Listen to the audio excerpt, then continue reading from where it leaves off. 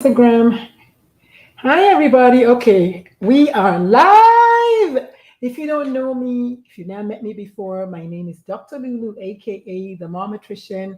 I'm looking at YouTube and LinkedIn on my laptop, and I'm looking at Instagram on my phone. So if you see me looking this way, I'm looking at you, Instagram. If you see me looking this way, I'm looking at you, um, YouTube and Instagram. So the show is called The Pride. Wait, not the Pride Corner.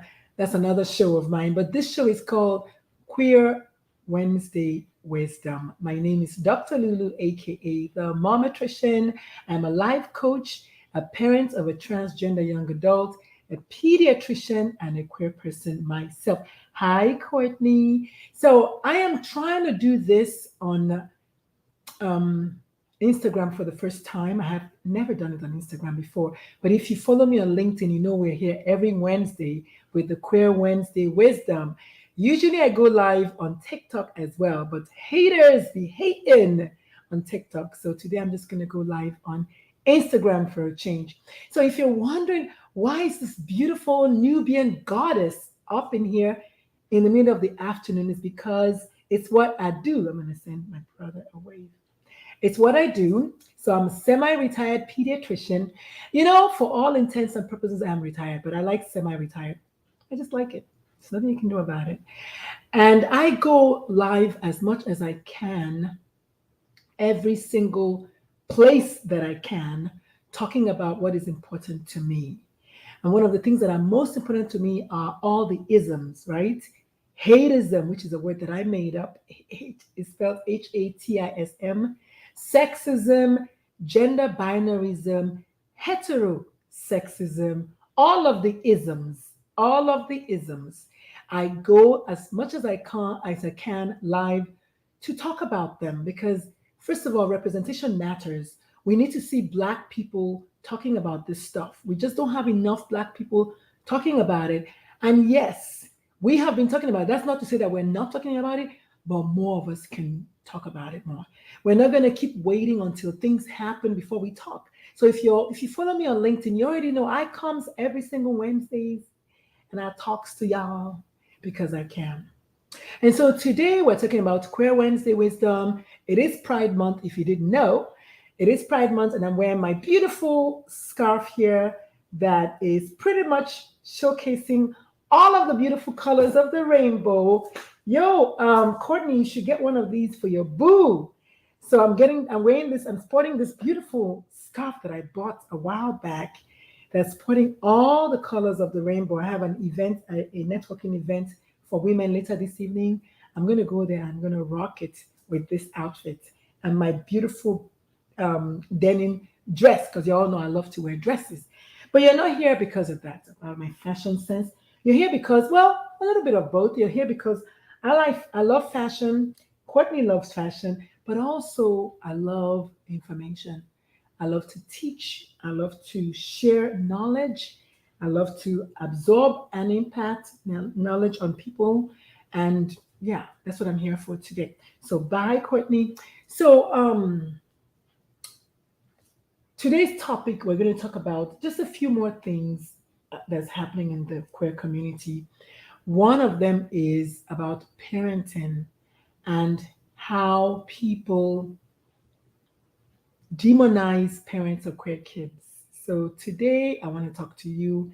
If you're a parent of a queer child, if you have a sibling who is a parent of a queer child, if you have a co-worker who is a parent of a queer child, if you know somebody, maybe a neighbor whose child is queer, I want you today to stop demonizing them, stop ostracizing them, stop talking junk about them. Listen, we know, okay? We know when y'all talk junk about us. We do. No. So stop today, because what that does is it effectively affects their children. Because if it affects the parents, it affects the kids. The parents are already struggling with accepting themselves as parents of queer kids. They don't need you and all of your negative drama. They don't need you to come and talk junk to them. No, they don't. Matter of fact, if anything at all, you need to just be about your way. Just go away if you have nothing to say, nothing good to say. So for parents of queer kids, I'm talking to you because, and this is why I'm doing it on LinkedIn, because people on LinkedIn are people that parents at home. So if any one of y'all comes and talk about why am I talking about this stuff on LinkedIn, that's your answer. Because LinkedIn is made up of human beings in the society. So LinkedIn, you do not get a break because your so-called professional site. Kiss my bumper. I don't care about that. Yes. Okay.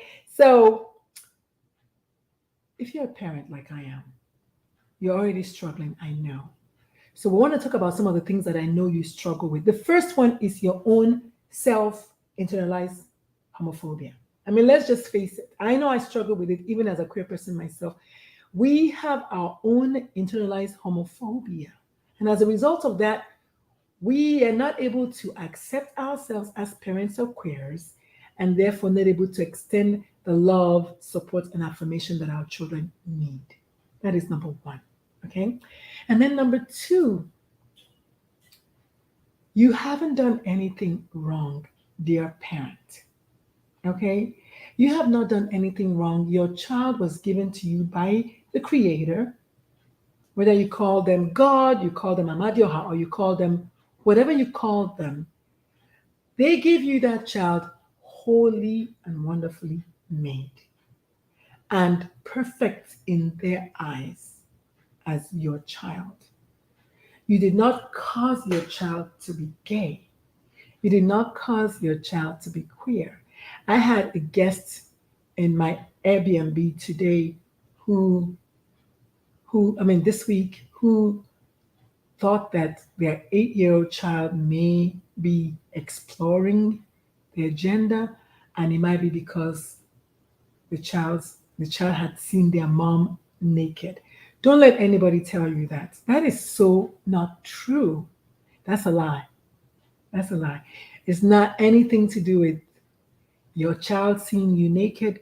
It has nothing to do with your child, but it does have a lot to do with running in the family. Okay, so while there's no definitive gay gene, we have known for so long now that if you find one gay person, you find other gay people or queer people or LGBTQIA plus people. You find them. So maybe that's where you come in as a parent. But again, it's not your fault because you don't get to choose your family that you were born into. But if you are born into a certain family, it is very likely that in that family, you have other people who are queer. And you even know them. You might even know them. So, no, it has nothing to do with that. It also has nothing to do with you if you're the kind of parent that assaults your child sexually or otherwise, that does not make your child to become queer. That does not make your child to become gay. That does not make your child to be anything except your child. That has nothing to do with anything. Lick a Linda, listen, look a Linda, look a here. It has nothing to do with that. Okay, your child, again, is queer because they are queer. That's it. Has nothing to do with anything. You as a queer parent, I want to talk to you. Like me, I'm a queer parent. You can very well struggle with internalized homophobia, internalized transphobia. It is a thing. Accept it. Your child is in danger because of that. Your child is in huge danger because of that. Write that down. Your child is in huge danger because of that. Okay? I mean it. Your child can get in serious trouble while you're busy being homophobic over there to yourself. Because if you cannot accept yourself, it's going to be mighty hard to accept someone else, even if that person is your child, especially because they're your child and you see yourself in them. You see your gayness and your queerness, your transness and all of that in your child. So it can be very difficult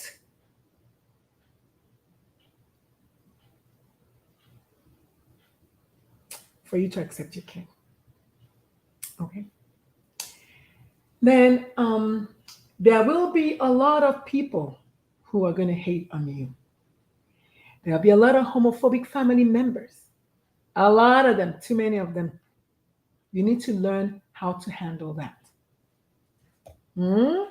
Let's write that down. You need to learn how to handle homophobic people. So there are two ways to handle homophobic people. Number one, you can completely decide to avoid them. That is your bona fide right. That is a bona fide reason.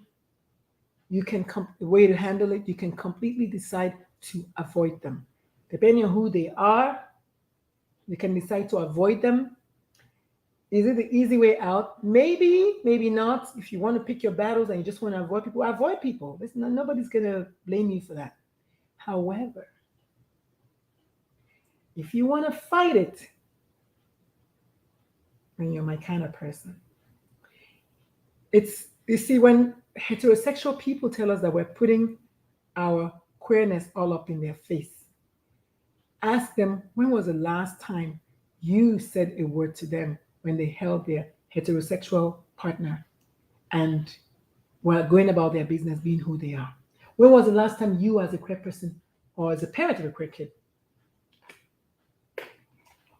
told them to find a room? We know that the show of PDA is more common amongst heterosexual people because it's just as simple as that. Heterosexual people are more. So it makes sense that we see them more.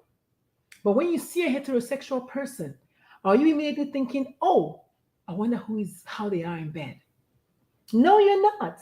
Most of us are going about our business, looking at you and your opposite gender spouse, who, by the way, might be a closeted bisexual person. Did you know that there are more? Hi there, Katie on the scene. Did you know that there are more bisexual people in the LGBT plus community than anywhere else? Does that mean it didn't come out right? Let me rephrase that. There are 50.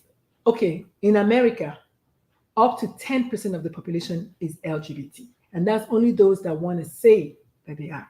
That's one. However, even in America, where we have 10% of them are LGBT, you and I know that that's only those that raise their hands. Many people will not open their mouth and admit that they're queer. Why? Because of homophobia and backlash from the community and backlash from the church, which is just it blows my mind, because the church was ordered by Jesus in the good book to love unconditionally. Yet, a pastor just told his church members in Texas this past week to shoot and kill all queer people. Where is that in the Bible? Where is that in the Bible? Queer Trans Project, welcome to the party. What Bible are you reading? Show it to me where it is written there that you should hate anybody based on anything, and then use God to, what's the word now? I don't know, to make it real, and then telling them that, oh, if they don't do what God says, they don't love God. Why are you weaponizing God? Why are you weaponizing other people who are just minding their business, just want to be who they are? Why do you think that's right? In what world is that okay? Okay? So as a parent of a queer child, you're going to face persecution from people like that. When you decide to love and accept and affirm your child, you are going to face persecution from people like that. There'll be people that you thought you knew them until you love and affirm your child. You thought you even liked them until you told them that your child is queer and you're supportive of your child. And then you're going to have to do some deep SHIT thinking and reevaluate your people that you hang out with, people that you call your friends and your siblings. You will have to get to that point at one point. My scarf is misbehaving. You will have to get to that point and deal with that. at one point. It is a thing. People are going to hate on you for loving your child. So if you're just joining me for the first time, my name is Dr. Lulu, and this show is Qweer Wednesday Wisdom. And I go live on LinkedIn, on YouTube, and today I'm live on Instagram instead of TikTok. So people are going to talk junk about you. It is what people do. They're going to ostracize you. It is what people with little brains do. So you have to decide really quick. Are you in for the long haul?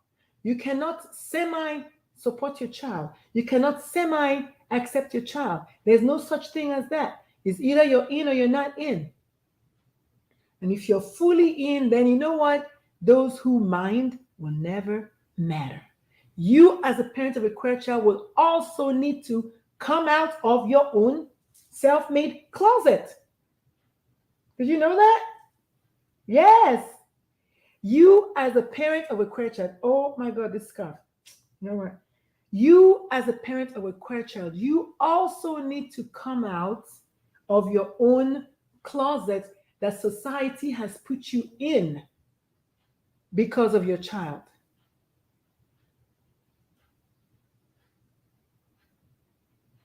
How is that? Just let that sink in for a minute. Let it sink in. As long as you do not accept yourself as a parent of a queer child, you're not going to accept your child. And you and I know, if you don't know, there's a high rate of mental health problems, suicidal ideation, suicide, homelessness, self-harm, just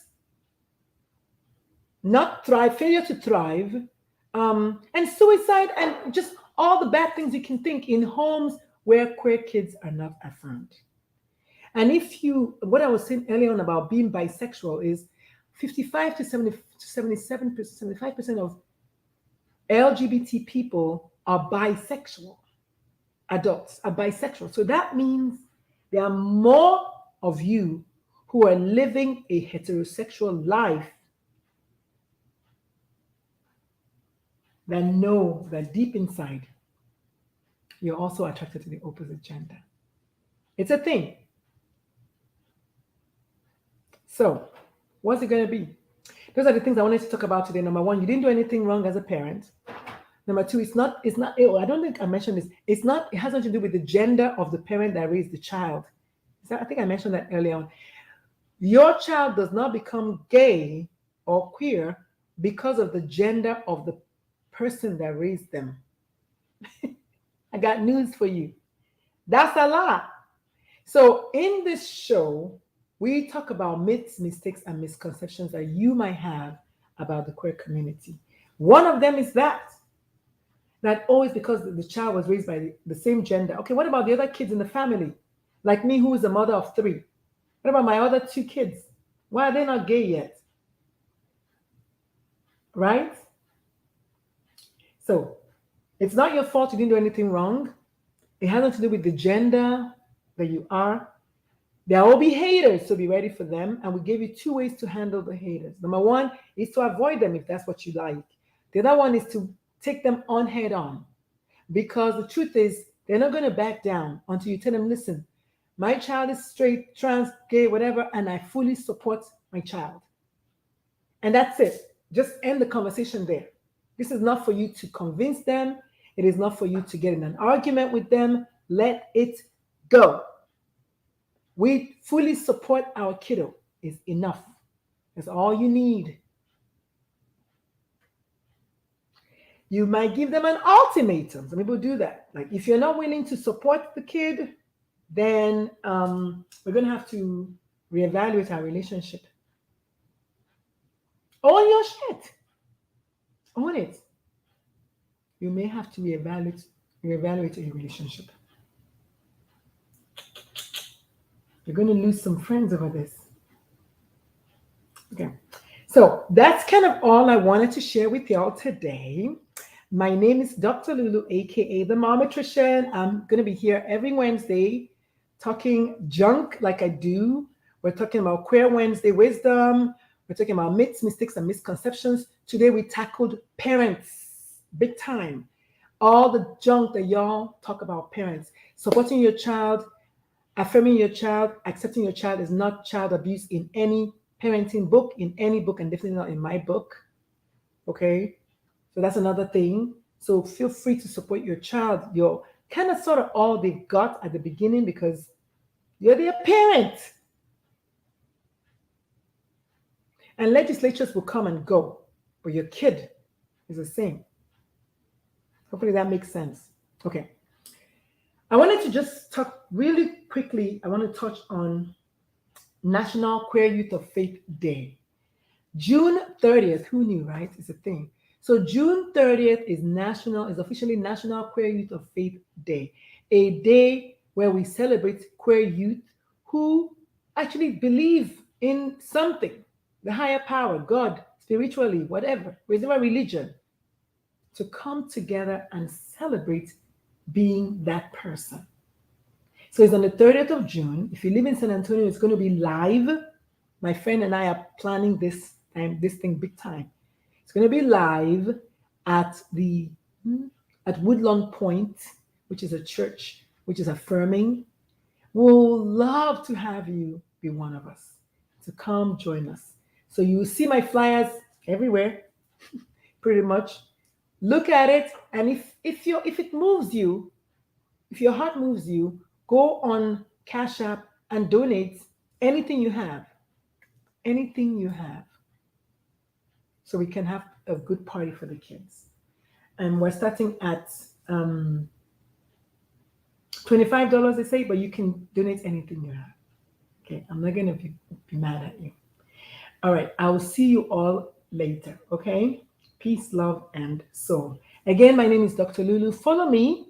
If you're a parent and you're struggling with acceptance of your kid, self acceptance, self doubt, self confidence, anything in that realm, send me a DM, please. I would like to talk to you. I have a free 20 minutes consult.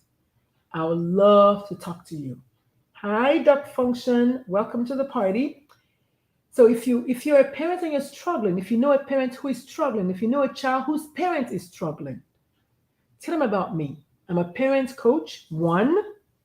So I'm a general life coach, one. Number two, I'm a parent coach. Number three, I'm a parent of queers coach specifically. And then number four, I'm a teen coach as well. So tell these people about me because they're not going to know it by themselves. Okay? Tell them about me. I saw somewhere they said, if you want to know who your friends are, start your own business.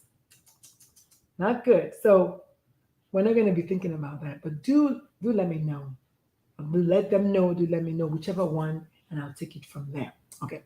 So join us if you live in San Antonio, June 30th for National Queer Youth of Faith Day celebrations at the Woodlawn Point. That's at 4 p.m.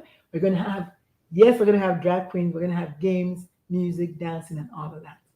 And I will see you all tomorrow for another episode of the Queer Minute, where I talk to you about one myth, mistake, or misconception about the queer community every single day through the month of June.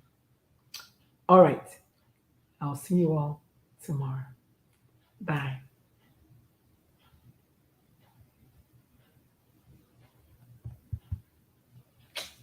Bye.